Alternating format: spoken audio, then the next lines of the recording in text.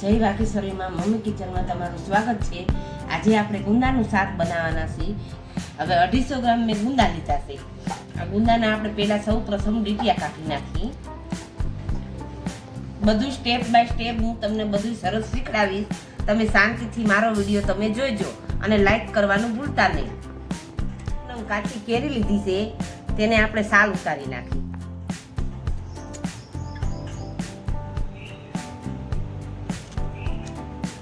આપણે આ દેશી કેરી લીધી છે, કોઈ પણ કેરી તમે લઈ શકો। તોતા કેરી આવે છે એ કેરી લઈ શકો। આ દેશી સારી એકદમ કઠણ ને સારી આવે। એમાં ખમણી મૂકી દઈ, તેને આપણે ખમણી નાખી આ કેરી।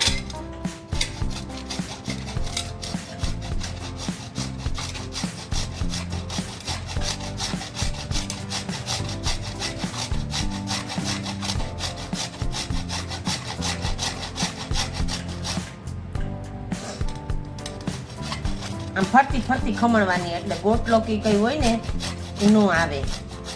ગોટલી અંદર અત્યારે કૂણી હોય તો ગોટલી આવે, ઝાડ થઈ ગઈ હોય તો વાંધો ન આવે। ફરતી ફરતી ફેરવતું જવાનું, કરતું જવાનું।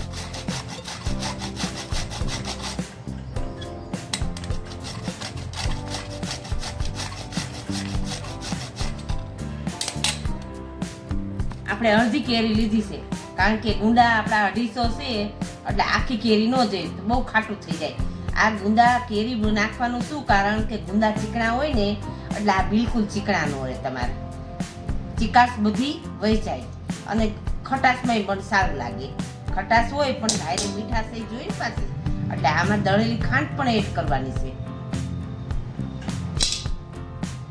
જો આ સરસ મજાના એટલો ઘણો એટલો। હવે આપણે શેકી નાખી પણ આરે આપણે લોટ પણ શેકવાનો છે। ગુંદા ભરવા લોટ જોઈ ને, આપણા 250 ગુંદા છે એટલે નાનકડી એક નાનકડી વાટકી ભરીને ચણાનો લોટ લીધો છે। હવે તે આપણે ધીમા ગેસે આપણે થોડોક શેકી નાખીએ।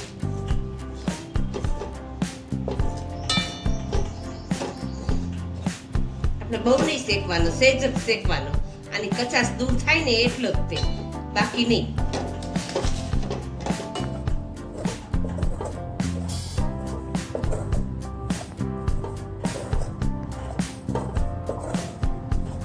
બસ હવે આપણો લોટ શેકાઈ ગયો છે। હવે ગેસ બંધ કરી દઈ, અને બહુ નહીં શેકવાનો, સહેજ જ શેકવાનો છે। હવા ઉડે એટલો જ તે। જો સુગંધ પણ આવવા માંડી।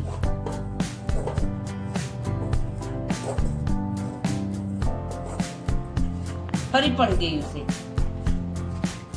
હવે આપણે આમાં બધું હવે જ કરી નાખીએ। અડધી ચમચી જેટલી હળદર, 1 ચમચી મસાલો, 1 ચમચી ધાણા જીરું, સ્વાદ અનુસાર મીઠું,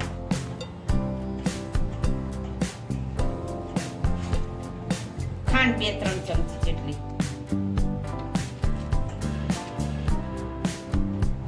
3 ચમચી જેટલી ખાંડ।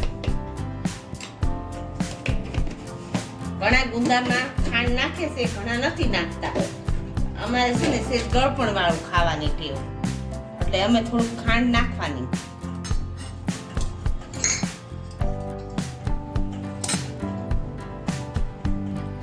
બે પાવડા ભરીને તેલ।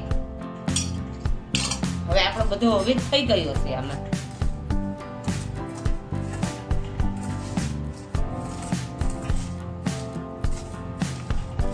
મેં ગુંદાનું અથાણાનું રેસીપી મૂકેલી છે, ગુંદાના શાકની રેસીપી મૂકેલી છે, પણ આ છે શાક હાવ અલગ જ રીતના બનાવે છે આપણે। આમાં જરાય બિલકુલ ચીકાશ ન રહે, અને શેકેલો લોટ હોય ને એટલે સારું, ચીકાશ ન રહે બિલકુલ। શેકેલો લોટ અને કેરી બંને છે ને એટલે સારું પડે। હવે હાથેથી આપણે મસળી નાખી।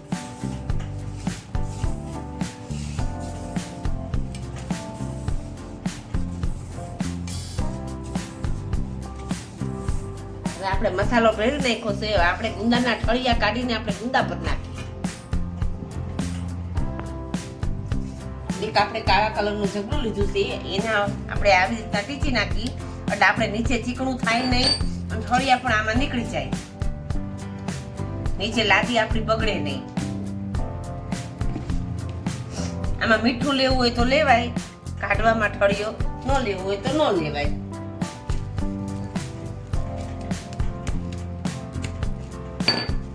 હવે આવી રીતના આપણે બધા ગુંદાના ઠળિયા કાઢી નાખી. થોડાક ગુંદાના ઠળિયા કાઢી નાખી, થોડાક બળતા જાય એટલે કાળા પણ ન પડી જાય. બધા એક હારે કાઢી નાખી તો ગુંદા કાળા પડી જાય.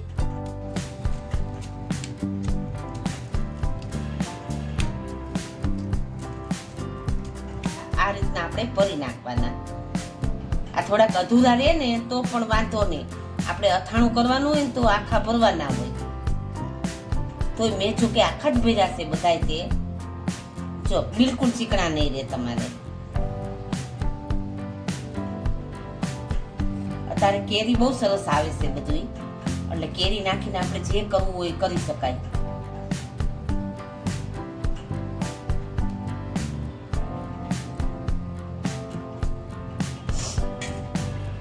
હવે આવી રીતના આપણે બધા ભરી નાખી ગુંદા.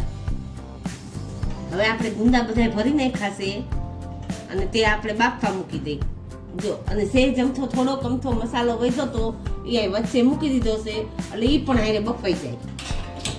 આપણે આ બાફવા મૂકી દઈએ. હવે તપેલી લીધી છે, એની અંદર પાણી લીધું છે મેં એક લોટા જેટલું, લોટાથી ઉપર, અને આ આપણે એના ઉપર ઢાંકણ ઢાંકી દઈએ. આને 15 થી 20 મિનિટ જેવું થશે. બફાઈ ગયા છે કે નહીં તે આપણે જોઈ જોઈએ. હા, આપણા ગુંદા સરસ મજાના બફાઈ ગયા છે, એકદમ સરસ બફાઈ ગયા છે. હવે તેને આપણે વઘારી નાખીએ.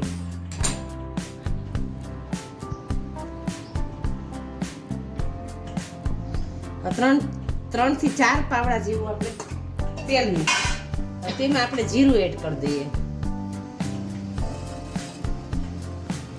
હવે ગુંદા વઘારવા માટે મેં હિંગ લીધી છે, દાળ શાકનો મસાલો લીધો છે અને લાલ મસાલો લીધો છે.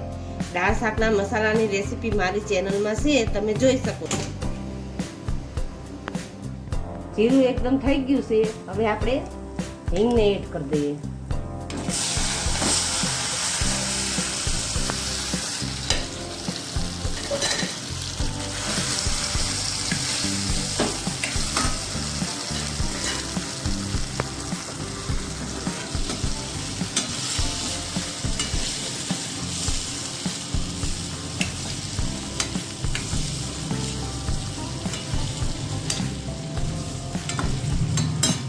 પણ આપણે તે ધાણા જીરું નાખી રસો સારો થાય.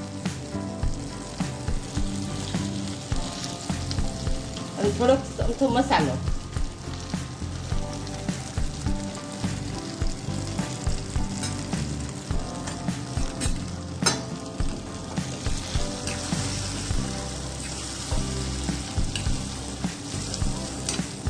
હવે આપણે શાક રેડી તૈયાર થઈ ગયું છે. લો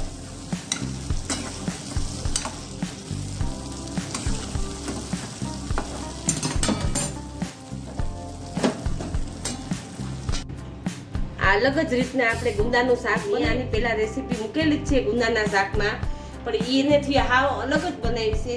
જો તમને મારી રેસીપી કેવી લાગી તે તમે કોમેન્ટ કરીને જણાવજો અને સબસ્ક્રાઇબ કરવાનું ભૂલતા નહીં.